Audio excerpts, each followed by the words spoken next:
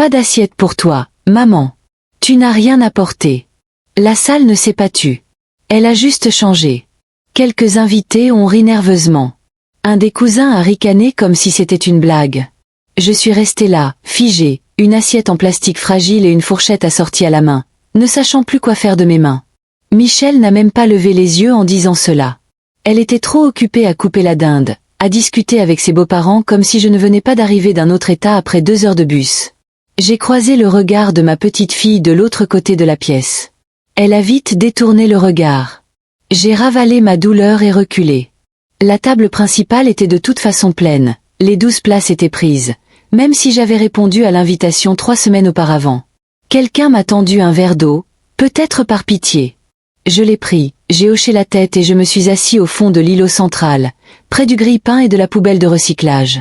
Mes tartes étaient restées intactes sur le comptoir, encore emballées dans du papier aluminium. Je les avais soigneusement gardées sur mes genoux tout le long du repas, de peur que la croûte ne se fissure. Un chocolat aux noix de pécan, un crumble aux pommes. Des recettes héritées de ma mère. Ni achetées en magasin, ni à la mode, mais toujours parties à la deuxième part. Jusqu'à maintenant. Michel ne m'a jamais demandé si j'avais besoin de quoi que ce soit. Pas de café proposé, pas de siège retiré. Juste cette phrase, nette, précise et qui voulait dire quelque chose. J'ai balayé du regard les visages que je connaissais depuis des années. Les parents de mon gendre, l'ami de fac de Michel, une voisine que j'avais rencontrée autrefois. Tous avaient des assiettes. Mon estomac n'avait plus faim, mais mon cœur, lui, se serrait d'une manière trop familière. J'ai posé l'assiette et la fourchette discrètement sur le comptoir et j'ai croisé les mains sur mes genoux. Personne ne l'a remarqué. À l'autre bout de la pièce, Michel a éclaté de rire à une remarque de son mari. Sa voix était douce autrefois autour de moi. Maintenant, elle résonnait comme si je n'étais même pas à la maison. Michel ouvrit la porte, un bras encore humide, un torchon en bandoulière. « Dis donc, maman, » dit-elle en me serrant rapidement dans ses bras, comme une tape sur l'épaule. « Tu peux enlever tes chaussures. » Je me contentais d'essuyer. Je suis entrée avec précaution, en tenant en équilibre mes tartes et mon sac de voyage. L'air sentait le désinfectant au citron et les bougies à la cannelle, une odeur forte et artificielle. Elle s'éloigna avant que je puisse lui demander ou ranger quoi que ce soit. La chambre d'amis était à moitié vide. Pas d'oreiller, juste un matelas nu avec un drap housse froissé. Une serviette était posée sur la poignée de la porte de la salle de bain, comme une idée de dernière minute. J'ai posé les livres emballés et l'enveloppe sur la commode. 2 romans pour les enfants. Une carte avec 100 $ à l'intérieur. Personne n'entra. Personne ne me remercia. Je me suis lavé les mains et me suis assis au bord du lit jusqu'à ce que j'entende des voix crier. « C'est prêt !» J'ai suivi le bruit jusqu'à la salle à manger où les assiettes étaient déjà remplies. Les verres se remplissaient, les conversations s'engageaient à mi-chemin. Personne ne leva les yeux à mon entrée. Puis sa voix, « Mes filles », a retenti. Vous n'aviez rien apporté. De mon point de vue, je voyais la table principale illuminée par les bougies et les rires. Michel était assise entre son mari et sa mère, souriant sans effort, distribuant de la sauce au canneberge comme si elle ne venait pas de me pousser de côté. Pas de marque-place, pas de signe de bienvenue. Au lieu de cela, un plateau en plastique de mini cheesecake a fait le tour de la table. Du commerce, étiqueté, sans saveur. Ma petite fille était assise à côté de moi, jouant avec sa fourchette. Elle a jeté un coup d'œil au comptoir, puis s'est penchée. « Maman dit que ta pâtisserie est un peu bizarre », a-t-elle murmuré comme si c'était honteux. « Trop friable, ou quelque chose comme ça. » J'ai souri. Ni crispée, ni en colère, juste entraînée. J'ai repensé à ma première tarte. C'était pour la vente de pâtisserie de la communauté, quand Michel avait 8 ans. Elle s'en est vantée auprès de ses professeurs, la qualifiant de meilleure tarte du monde. On veillait tard ensemble dans la cuisine, à éplucher des pommes, les doigts collants de cannelle et de sucre.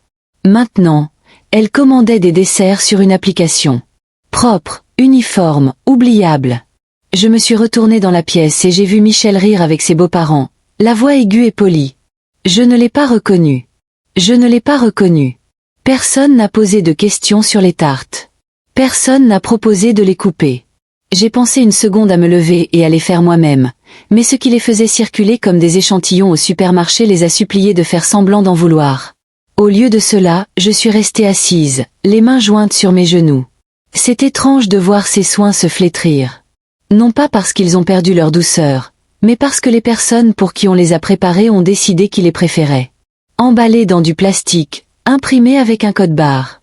J'ai regardé encore l'étiquette, celle que j'avais écrite le matin avant le bus. Fait avec amour. Apparemment, ce n'était plus le goût qu'il recherchait. Une fois la vaisselle débarrassée et le bruit s'étant transformé en bavardage, Michel m'a tendu un sac poubelle fermé et m'a demandé si je pouvais le jeter dans la poubelle près du garage. C'est déjà trop plein, a-t-elle ajouté, comme si j'étais une employée. Je n'ai pas discuté. J'avais besoin d'air. Dehors, le froid me mordait les manches. J'ai soulevé le couvercle de la poubelle débordante et j'ai enfoncé le sac dedans, en essayant de ne rien renverser. C'est là que je l'ai vu recroquevillé près du bord, à peine visible à travers une couche de serviettes froissées et une bouteille de vin vide. Un ticket de caisse. Je ne sais pas pourquoi je l'ai sorti. Réflexe, peut-être, ou habitude. J'ai passé des années à fouiller les poches de Michel quand elle était adolescente, à reconstituer ses courses nocturnes au fast-food et ses virées shopping qu'elle n'a jamais avouées. Mais ce n'était pas un hamburger frites. 28 247 $ chez Corwin Market.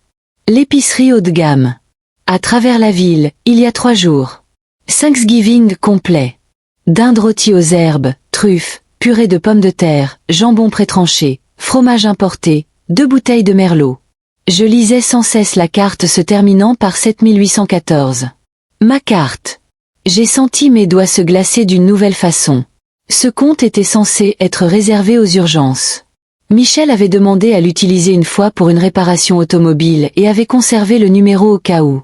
Je ne lui avais jamais officiellement donné la permission de le réutiliser, mais visiblement, elle n'en avait pas eu besoin. Elle a payé le dîner avec mon argent, puis m'a regardé droit dans les yeux et m'a dit « Tu n'as rien apporté ». J'ai plié le ticket de caisse avec précaution, comme s'il allait se désintégrer. Je l'ai glissé dans la poche de mon cardigan et je suis rentrée. Les rires étaient revenus. Les verres trinquaient. Les gens remerciaient Michel d'avoir tout donné cette année. Elle rayonnait. Elle ne m'a pas remercié. Bien sûr qu'elle ne l'a pas fait. Elle ne me l'avait même pas dit. Je me suis servi un verre d'eau du robinet et je me suis rassis à la table des enfants. Soudain, les tartes ne me semblaient plus une préoccupation secondaire. Elles étaient la seule chose que j'avais apportée et qui n'avait pas été prise. Ce soir-là, je me suis allongée au bord du lit d'Amy, encore habillée, mon manteau plié sous ma tête comme un oreiller improvisé. La maison était silencieuse, à l'exception du bruit occasionnel des couverts qu'on chargeait dans le lave-vaisselle en bas. Je ne fermais pas les yeux. Je ne voulais pas rêver de cette maison. Au lieu de cela, je me suis laissée emporter. Michel avait 11 ans la dernière fois que Thanksgiving m'avait semblé m'appartenir. Elle portait un tablier 3 tailles trop grand et ses cheveux attachés en queue de cheval de travers. Elle me suivait dans la cuisine comme une ombre, me demandant si elle pouvait goûter la sauce au canneberge en léchant le dos de la cuillère quand elle pensait que je ne regardais pas. Nous avions dressé la table ensemble, de vraies assiettes, des serviettes en tissu, des couverts dépareillés que nous avions polis à la main. James découpait la dinde en racontant une histoire qui faisait rire tout le monde, même s'il la connaissait déjà des dizaines de fois. La maison sentait le clou de girofle et le beurre. Et à la maison, Michel s'était accroché à mon bras cette nuit-là. Elle s'était endormie contre mon épaule pendant le générique d'un spécial Charlie Brown. Je me souvenais du poids de sa tête sur ma poitrine. Le sentiment d'être le centre de son monde, ne serait-ce qu'une année de plus avant l'adolescence, changea tout. C'était la dernière fois que je me sentais vraiment nécessaire, non tolérée, non gérée. Je me retournai et fixai le plafond, peint en beige et nu. La lumière du plafond scintillait doucement, de celle qu'on ne remarque que lorsque tout le reste est immobile. J'étais devenu un bruit de fond dans la vie de ma propre enfant. Un accessoire sorti et dépoussiéré quand c'était pratique, rejeté quand c'était gênant. Elle ne m'avait pas invité cette année. Je m'étais invité, et maintenant je savais que je n'aurais pas dû. En bas, une armoire fermée. Des pas traversèrent la cuisine. J'écoutais, le souffle court, me demandant si Michel avait déjà trouvé le ticket de caisse, si cela aurait seulement une importance si elle le trouvait. Lorsque le ciel commença à s'éclaircir derrière la fenêtre de la cuisine, j'étais déjà habillée et assise dans le petit coin repas, une tasse de café tiède devant moi. Michel gardait le bon marché, le gentil, l'amer et le léger. Mais ça ferait l'affaire. J'ai sorti mon téléphone et parcouru mes contacts. Mes doigts ne tremblaient pas. Je n'étais plus en colère. Plus maintenant. Quelque chose, la nuit dernière, avait tout brûlé. Ce qui restait, ce n'était pas le chagrin. C'était la décision. Le premier appel était pour la société de cartes de crédit. J'ai répondu aux questions de sécurité, confirmé le dernier débit et clôturé le compte. La femme au bout du fil m'a demandé si je voulais contester le débit. J'ai dit, non, laissez Michel garder les courses. Qu'elle en profite jusqu'au dernier morceau. Le deuxième appel était pour Richard Monroe, l'avocat qui m'avait aidé à établir mon plan successoral après le décès de James. Il a décroché à la troisième sonnerie, sonné mais poli. Je dois mettre à jour mon testament, ai-je dit. Aujourd'hui, si possible, il y a eu un silence. Puis, bien sûr, Calvina, voulez-vous venir au bureau? Non. Je vous enverrai les instructions par email. Je voulais juste que ce soit enregistré que ma fille ne soit plus bénéficiaire. La retirer définitivement, ainsi que le nouveau bénéficiaire, la Reading Root Foundation for Children. Utilisez tout. La maison, les économies, la retraite. Il ne m'a pas demandé pourquoi. C'est ce que j'aimais chez Richard. Il gérait les choses avec grâce. Après avoir accroché, j'ai versé le reste du café dans l'évier et rincé la tasse. J'ai traversé la cuisine en silence, ne voulant réveiller personne. Non pas que leur repos me préoccupe, mais parce que je ne leur devais pas un seul au revoir. La maison dormait encore lorsque j'ai glissé mon sac sur mon épaule et suis entré sans bruit dans l'entrée. Je ne me suis pas préoccupé des lumières. Je savais où tout était, où il m'avait laissé, où il n'avait pas regardé. Les tartes étaient toujours sur le comptoir, exactement comme je les avais laissées. J'ai pris un moment pour les envelopper un peu plus serrés dans du papier aluminium. Puis je les ai portés jusqu'à la porte d'entrée et les ai déposés soigneusement sur les marches, côte à côte, comme des offrandes que personne n'avait demandées. Je me suis arrêté au pied de l'escalier, tendant l'oreille au moindre bruit de pas. Rien. De retour dans la chambre d'amis, j'ai plié la carte et les livres que j'avais apportés aux enfants dans mon sac fourre-tout. J'avais pensé à les laisser de toute façon, à faire savoir aux enfants que je m'en souvenais, mais cela me semblait creux à présent. Les cadeaux ne signifiaient pas grand-chose quand ils venaient de quelqu'un que votre mère vous avait conseillé d'ignorer. Pas de mots, pas de messages, pas de claquements de porte bruyants ni de coups de feu d'adieu, juste le bruit de mes bottes sur l'allée, le lent sifflement de ma respiration dans l'air froid du matin. Le bus de 9 heures arrivait tôt. J'étais seule à l'arrêt. Je m'assis près de la fenêtre et regardais les rues de banlieue se fondre dans les arbres givrés et les trottoirs fissurés. Mes mains reposaient sur le crapaud sur mes genoux, encore plein. Toujours le mien. Je ne pleurais pas. Je ne me remis pas en question ni ne me demandais si j'exagérais. La décision avait déjà été prise par eux bien avant que je compose le numéro de Richard ou que j'annule la carte. Ils ne s'attendaient simplement pas à ce que je le remarque. Alors que le bus repartait vers le New Hampshire, le ciel s'ouvrit à la lumière du matin. Ce n'était pas un nouveau départ. Ce n'était pas nécessaire. C'était simplement le premier matin depuis des années où je n'éprouvais plus le besoin de prouver que j'étais importante. Mon téléphone a vibré une fois dans la poche de mon manteau, puis une autre fois. Je n'ai pas cherché à l'attraper. Pas encore. Je suis rentrée juste avant midi. L'appartement sentait les livres et les feuilles assouplissantes, une odeur familière et persistante. J'ai enlevé mon manteau, posé mon sac près de la porte et rempli la bouilloire. Le silence ne m'écrasait plus comme avant.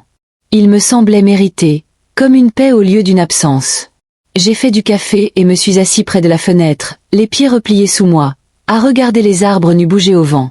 Je n'avais pas dit un mot depuis mon départ de chez Michel, et je n'ai pas ressenti le besoin de rompre ce rythme. Le téléphone a vibré une fois sur la table. Je l'ai laissé reposer un instant, puis je l'ai retourné. « Michel, où es-tu allé?